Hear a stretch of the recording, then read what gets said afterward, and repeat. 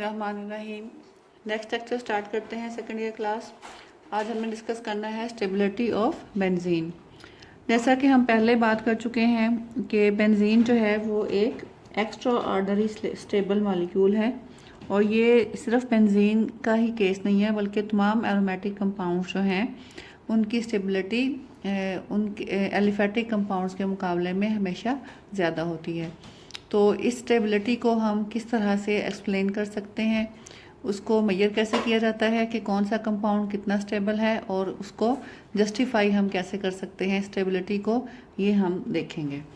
तो बेंजीन जो है वो कितना स्टेबल है हमारी एक्सपेक्टेशन से, इसको हम कैलकुलेट कर सकते हैं by the comparison of benzene with a hypothetical structure 135 साइक्लोहेक्साट्राईन।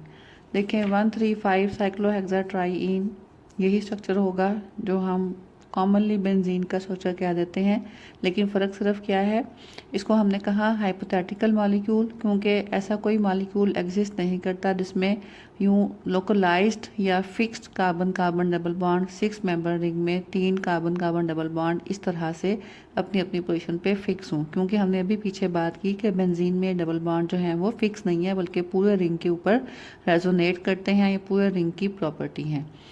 तो अगर हम थोड़ी देर के लिए ये चीज़ भूल जाएं कि ये मॉलिक्यूल ये बॉन्ड्स जो हैं वो डीलोकलाइज्ड हैं, अगर हम ये अज्यूम करें कि ये लोकलाइज्ड बॉन्ड है तो इस मॉलिक्यूल को हम कहेंगे इट इज़ 135 साइक्लोहेक्साट्राईन।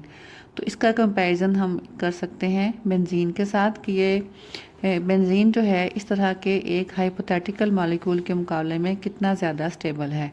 इस कंपैरिजन के लिए हमें मेजर करना पड़ेगी इस मॉलिक्यूल की हीट ऑफ हाइड्रोजनेशन। आपको पता है कि carbon carbon double bond break करके हम एक मॉलिक्यूल हाइड्रोजन का ऐड कर सकते हैं और जब हाइड्रोजन मॉलिक्यूल ऐड होता है किसी भी कार्बन कार्बन डबल बॉन्ड के अलोंग तो एक डेफिनेट अमाउंट ऑफ हीट जो है रिलीज होती है, जिसको हम बोलते हैं हीट ऑफ हाइड्रोजनेशन। तो उसके लिए हम स्टेप वाइज चलेंगे। पहले हम एज्यूम करते हैं कि हमारे पास 6 मेंबर्ड कार्बन रिंग है with only single pi bond, जिसमें सिर्फ एक पाई बॉन्ड है। इसको हम कहेंगे साइक्लोहेक्सीन। ये क्योंकि एक डबल बॉन्ड है अल्कीन बन गया है तो इसको हम कहेंगे साइक्लोहेक्सीन।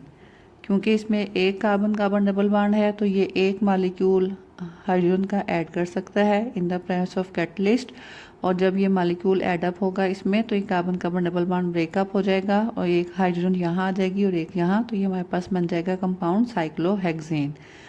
तो जो अमाउंट ऑफ हीट इसमें रिलीज होगी वो है 119.5 kilo joules per mole. Minus का साइन शो करता है कि ये हीट रिलीज हो रही है। This heat is called as heat of hydrogenation. तो जब भी एक carbon carbon double bond saturate होगा तो इतनी हीट रिलीज होगी। उसके बाद हम अज्यूम करते हैं कि हमारे पास उसी टाइप का एक और मॉलिक्यूल है, फ़र्क सिर्फ क्या है कि इसमें 2 कार्बन कार्बन डबल बॉन्ड हैं। इसका नाम क्या होगा, साइक्लोहेक्साडाईन। 2 बॉन्ड है जिसको हम डाईन कहेंगे। तो साइक्लोहेक्साडाईन जो है ये मॉलिक्यूल एग्जिस्ट भी करता है। एक्सपेरिमेंटली इसको देखा गया कि जब इसमें 2 मॉलिक्यूल्स एडअप किए जाएं हाइड्रोजन के तो ये सैचुरेट हो जाता है, यानी कि दोनों डबल बॉन्ड जो हैं ब्रेकअप हो जाते हैं और वहाँ पे हाइड्रोजन ऐड हो जाती है। अब हमें देखना है कि इस प्रोसेस में कितनी हीट ये रिलीज़ करता है। तो हमारी कैलकुलेशन ये कहती है कि जब एक बॉन्ड सैचुरेट करने से 119.5 kilo joules per mole energy release हुई है, तो यहाँ पे हमने 2 बॉन्ड सैचुरेट किए हैं तो एनर्जी कितनी रिलीज़ होनी चाहिए, 119.5 multiplied by 239 kilo joules per mole energy release होनी चाहिए। हमारी कैलकुलेटेड वैल्यू है हीट ऑफ हाइड्रोजनेशन की। लेकिन जब एक्सपेरिमेंटली इस मॉलिक्यूल को रिएक्ट करवाया गया हाइड्रोजन के साथ तो जो हीट रिलीज हुई that was measure to be equal to 231.5 kilo joules per mole, यानी कि ये हमारी कैलकुलेशन से तकरीबन 8 kilo joules per mole energy कम रिलीज हुई है। तो इसका मतलब ये है कि ये मॉलिक्यूल जो है ये हमारी तवक्को से थोड़ा सा ज़्यादा स्टेबल है, क्योंकि अगर ये हमारी कैलकुलेशन के मुताबिक इसकी स्टेबिलिटी होती तो ये 239 किलो जाउल्स पर मोल हीट रिलीज़ करता, लेकिन इसने हमारी एक्सपेक्टेशन से कम एनर्जी रिलीज़ की है।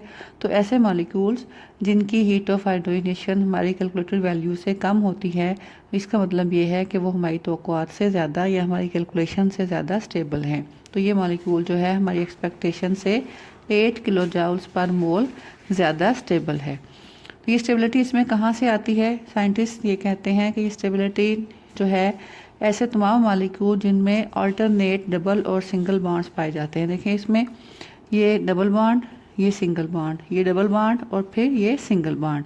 तो इसमें इस तरह से 4 जो हैं वो अल्टरनेट डबल और सिंगल बॉन्ड पाए जाते हैं, डबल सिंगल। तो ये जो presence of alternate double and single bond जो हैं, this property is called as conjugation.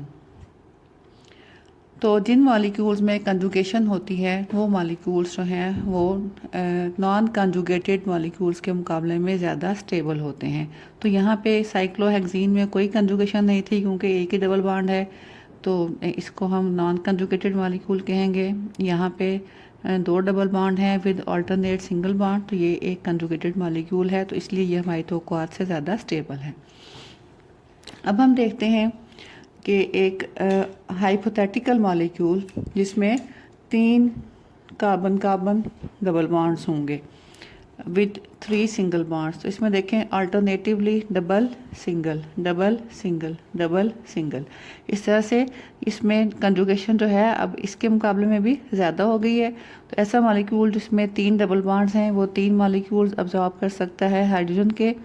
तो इसकी जो कैलकुलेटेड हीट ऑफ हाइड्रोजनेशन है that will be equal to 119.5 multiplied by 358 kilo joules per mole energy इसको रिलीज़ करनी चाहिए हमारी कैलकुलेशंस के मुताबिक। अब अगर हम ये ज्यूम करें कि यही मॉलिक्यूल जो है यही स्ट्रक्चर बेंजीन का है, तो इसका मतलब ये है कि बेंजीन को 358 kilo joules per mole energy release करनी चाहिए जब हम उसमें 3 मॉलिक्यूल्स ऐड अप करेंगे हाइड्रोजन के। लेकिन जब बेंजीन को रिएक्ट करवाया गया हाइड्रोजन के साथ तो ये तीनों मॉलिक्यूल्स जो हैं बेंजीन में ऐड अप हुए। यहाँ पे ये रिंग नहीं आएगा क्योंकि मॉलिक्यूल सैचुरेट हो चुका है, सिर्फ आपने ये 6 मेंबर्ड कार्बन रिंग शो करना है। साइक्लोहेक्सेन बनेगा जब बेंजीन 3 मॉलिक्यूल्स जो है वो अब्जॉर्ब करता है हाइड्रोजन के। तो इस प्रोसेस में जो एनर्जी रिलीज़ होती है वो है 208 किलो जाउल्स पर मोल। अब देखें हमारी कैलकुलेशन कहती है कि एनर्जी रिलीज़ होनी चाहिए 358 किलो जाउल्स पर मोल, जो एनर्जी रिलीज़ हुई है वो है सिर्फ 208 kilo joules per mole. Difference of energy जो है वो 358 माइनस 208 150 किलो जाउल्स पर मोल का बनता है। It means that benzene is 150 kilo joules per mole more stable than the hypothetical compound 1,3,5 cyclohexatriene। तो ये वजह है बेंजीन की एक्स्ट्रा ऑर्डिनरी स्टेबिलिटी की, क्योंकि बेंजीन में अल्टरनेट डबल और सिंगल बॉन्ड्स पाए जाते हैं जिसको हम बोलते हैं कंजुगेशन। तो जिस मॉलिक्यूल में कंजुगेशन जितनी ज़्यादा होगी वो मॉलिक्यूल उतना ही ज़्यादा स्टेबल होगा। इसमें कंजुगेशन नहीं थी, इसकी स्टेबिलिटी सबसे कम थी। इसमें कंजुगेशन आ गई, ये हमारी तवक्कुआत से स्टेबल हो गया। इसमें कंजुगेशन और भी ज़्यादा थी तो ये हमारी एक्सपेक्टेशन से और भी ज़्यादा स्टेबल है। तो जो डिफरेंस ऑफ एनर्जी है 150 किलो जाउल्स पर मोल का, इसको अब हम मॉडर्न टर्मिनोलॉजी में बोलते हैं रेजोनेंस एनर्जी ऑफ बेंजीन। तो जिस मॉलिक्यूल की रेजोनेंस एनर्जी जितनी ज़्यादा होगी उतना ही वो मॉलिक्यूल ज़्यादा स्टेबल होगा। तो बेंजीन की रेजोनेंस एनर्जी जो है वो 150 किलो जाउल्स पर मोल है। It means that benzene is 150 kilo joules per mole more stable than our calculations और देन आवर एक्सपेक्टेशंस। तो ये जो स्टेबिलिटी है ये तमाम के तमाम एरोमेटिक कंपाउंड्स में पाई जाती है, और ये जो डिपेंड करता है कि उसमें किस हद तक कंजुगेशन मौजूद है। जिस कंपाउंड में कंजुगेशन ज़्यादा होगी उसी कंपाउंड की रेजोनेंस एनर्जी भी ज़्यादा होगी। तो उम्मीद है कि आपको समझ आ गई होगी कि बेंजीन जो है वो ज़्यादा स्टेबल क्यों है अपने दूसरे अनसैचुरेटेड एलिफेटिक कंपाउंड्स के साथ। अगर हम इसको कंपेयर करें तो उनके मुकाबले में बेंजीन कहीं ज़्यादा स्टेबल है। तो ये स्टेबिलिटी आती है because of alternate double and single bonds which we call as conjugation. आज का लेक्चर ख़त्म होता है। नेक्स्ट लेक्चर तक के लिए अल्लाह हाफिज़।